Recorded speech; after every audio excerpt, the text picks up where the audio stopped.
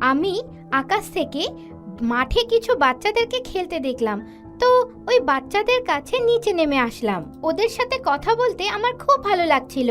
তখনই ওখানেই কোথাও থেকে ওই জাদুঘর এসে পড়লো আর ও সব বাচ্চাদেরকে বকে ভাগিয়ে দিল। আমি পেছন ফিরে তাকাতাম, ততক্ষণে ও আমার জাদু কাঠিটা জোর জবরদস্তি আমার হাত থেকে কেড়ে নিয়েছিল। আমি কেমন করে জ্ঞান হারিয়েছি আমি জানি না। তারপর আমাকে ওই ভাঙা বাড়িতে নিয়ে গেল। বাকি লোকেরা আগের থেকেই ওখানে ছিল না, আমাকে প্রথমে নিয়ে এসেছিল, তারপর বাকি লোকেদেরকে। ওর কোনো না কোনো তো উদ্দেশ্য ছিল। এই জাদুঘর নিজের জাদুই শক্তি বাড়ানোর জন্য যার কারোর প্রয়োগ করতে পারে। তারপর আমার মতন পরীর কাছে তো ওরা জাদুই শক্তির খাজানা পেয়ে যায়। তো শক্তি নিয়ে আপনাদেরকে ছেড়ে দিত। তারপর আর চিন্তা কিসের ছিল?